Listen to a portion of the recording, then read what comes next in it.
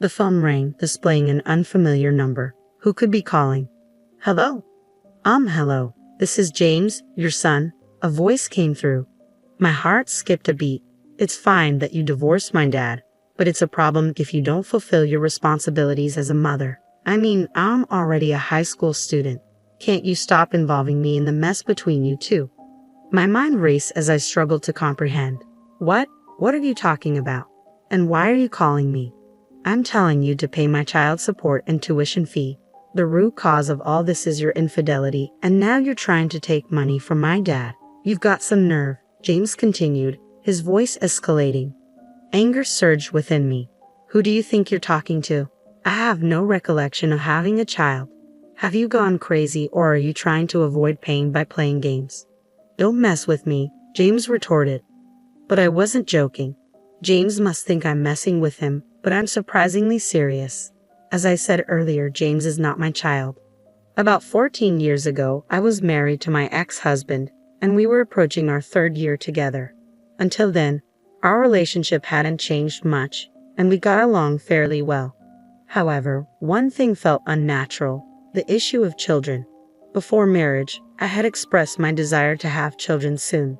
Yet 3 years into our marriage, my husband had never brought up the subject. It's been 3 years. What about having a child? I finally broached the topic. His response was dismissive. Oh yeah, but I'm busy with work right now. When will you not be busy?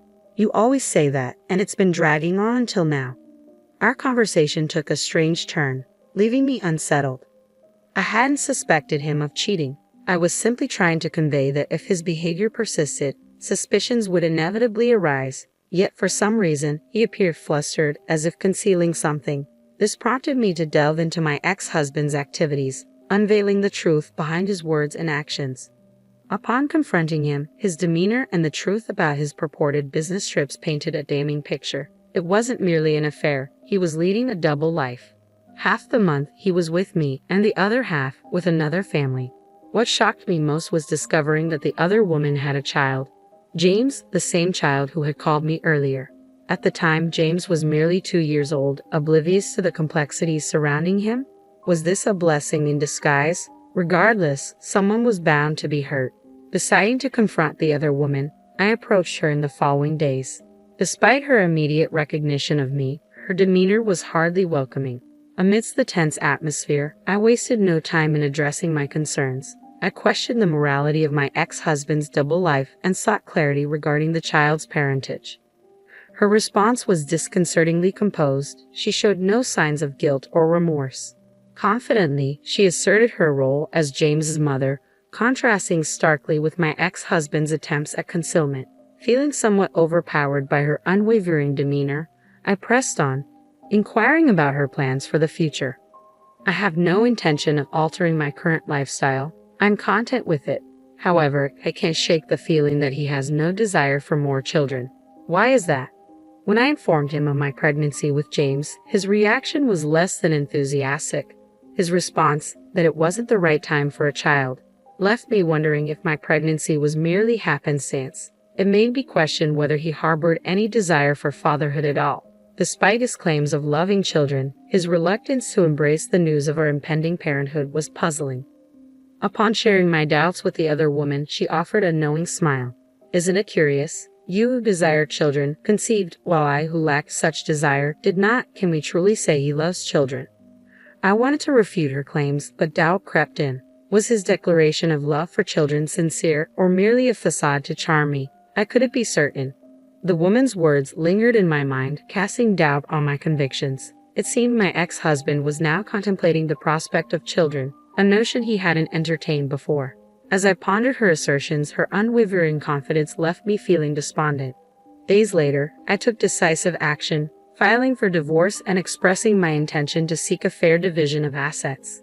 He probably learned about me from the other woman. My husband accepted everything without questioning, even our divorce and my claims.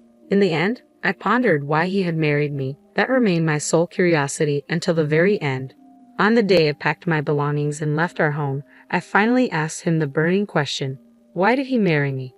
I'm not sure. I don't really understand it myself, he admitted. I pressed further, wondering why we had tied the knot in the first place. "You're right. We shouldn't have married at all," he confessed. "We made a mistake. But Susan, you know I married you because I loved you. We just made the wrong choice. Let's strive for a better life from now on. Thank you for everything." With a heavy heart, I responded, "Thank you too. I'll pray not to choose someone like you in the next life." And so we parted ways. I embraced my newfound single status, seeking a fresh start. I changed jobs and relocated to another state, approaching everything with a renewed perspective. It was a challenging but ultimately enriching experience. Occasionally, I received administrative messages from my ex-husband, but we never shared details of our lives. He had his path, and I had mine. However, after a decade of silence, I received an unexpected call from James. I pondered the reason behind James's call, but never anticipated his demand for child support and school fees. James, the product of an affair between my ex-husband and another woman, had no legal claim on me. Despite my attempts to explain this, he refused to listen. "Shouldn't you feel ashamed as a mother?" he accused, hurling hurtful words my way. Though his words grated on my nerves, I refrained from displaying anger, knowing it would only hinder communication. After a few moments, I seized the opportunity to speak. "Firstly, how did you even get my number?" I questioned. "Obviously from your dad. Our family has been facing financial hardships, leading to struggles with school fees and Sarge. Dad blamed you entirely, painting me as the villain. But that's not the truth." His revelation struck a chord, explaining his anger. Yet it infuriated me to realize my ex-husband had deceived James, manipulating him against me. Dealing with this post-divorce ordeal was tiresome, but I couldn't ignore James's plight. Despite being a stranger to me, his innocence demanded compassion. Since then, I've remarried and have a child with my current husband. As a parent myself, I couldn't turn a blind eye to James' predicament. Feeling a sense of responsibility towards him, I resolved to begin by revealing the truth. At 16, James was old enough for an adult conversation. "James, everything I'm about to tell you is the truth," I began. "If you need proof, I can provide a DNA test. Will you listen?" "Aha," he nodded. I explained to James that we weren't parent and child and that I had divorced his father over a decade ago. Initially skeptical, James's demeanor shifted as I unveiled the facts. "If what you're saying is true, then why did Dad make me call you?" he questioned. James went on to reveal that he contributed financially by working part-time, with his father managing his earnings. Despite the family's financial struggles, James remained understanding and cooperative. "But haven't you ever wondered why they can't pay for your school fees?" I asked. James admitted to suspicions regarding his father's handling of finances, prompting me to consider investigating further. With James' consent and a promise to keep our conversation confidential, I embarked on a 3-week investigation into my ex-husband's affairs. "And keep the contents of our call today a secret from your dad, okay?" I requested. With his assurance, I commenced my inquiry into my ex-husband's actions. I enlisted the help of a private investigator and anxiously awaited the findings. Some might deem my actions excessive, but my sole motivation was James's well-being. I cared little for judgments labeling me as overly invested in someone else's affairs. When a child's welfare hangs in the balance, indifference is not an option. Amidst my determination to uncover the truth, my disdain towards my ex-husband simmered. His deceit towards his son fueled my anger, intensifying with each passing day of the investigation. After 3 weeks of anticipation, the investigator's report arrived, delivering a blow that left me reeling. Anger coursed through me as I learned the extent of my ex-husband's deception. Contrary to James's belief, my ex-husband wasn't a full-time employee but a temporary worker, recently laid off and now frequenting the unemployment office and casinos. His appearances in business attire masked his desperate job hunt, a far cry from the stable image he projected to his son. Worse still, my ex-husband shamelessly extorted money from James under the guise of remorse, only to squander it on frivolous pursuits. James's generosity, born from compassion, inadvertently funded his father's reckless habits. This revelation fueled my indignation. Such exploitation of a child's trust was unforgivable. With a determination to address James' situation, I reached out to my ex-husband's mother. Thankfully, I hadn't deleted her number. "Hello," she greeted, surprised by my call after such a long silence. "Mother-in-law, could we talk for a moment?" I requested, feeling a mix of apprehension and resolve. I explained the current predicament, sharing the truth about my ex-husband's actions. Despite our limited interaction during my marriage and subsequent divorce, I knew that my ex-husband's mother and her sister harbored no fondness for him. To my relief, she remained composed, seemingly understanding of my intentions. "I understand now. Thank you for telling me," she responded, her tone tinged with disappointment. As I recounted the details, I sensed her anger simmering on the other end of the line. "It all makes sense now," she remarked, her voice heavy with realization.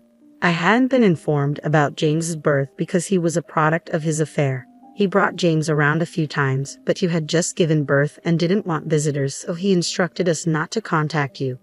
Moved by her empathy, I expressed my gratitude. "I'm happy now because James shows his face every once in a while. He might be born out of infidelity, but that's not his fault. I plan to stand by him from now on. You're such a wonderful grandmother," she concluded warmly. With her support, I felt a glimmer of hope for James's future. I felt a sense of relief, which prompted me to reach out to my ex-husband's mother with an unexpected proposal. I asked if she and her husband would be willing to take in James. Of course, she agreed readily. He's been working so hard at his part-time jobs, but his father squanders his earnings on slot machines. It seems I'll need to have a serious talk with him.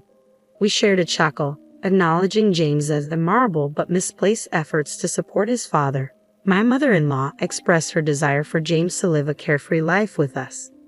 With her determination to raise James, his situation seemed to be on the path to resolution. However, there was still the matter of confronting my ex-husband. Arranging a meeting, I met him at a coffee shop, noting his disheveled appearance compared to before. "I didn't expect to hear from you," he remarked casually, unaware of the bombshell awaiting him. As he spoke of his financial struggles and deception, I seethed with anger. But before I could confront him, my mother-in-law, her sister, and James approached our table, having overheard his confession. They didn't hold back, condemning his actions and character. My ex-husband, caught off guard, could only stammer in response. Witnessing his true nature exposed, my ex-husband faced the consequences. Under my in-laws' guidance, he was put to manual labor, his earnings deducted as child support for James' expenses. Meanwhile, James found solace with my in-laws, distancing himself from his father's toxicity. He embraced his grandparents' kindness, embodying the innocence of youth. Reflecting on my actions, I pondered their righteousness.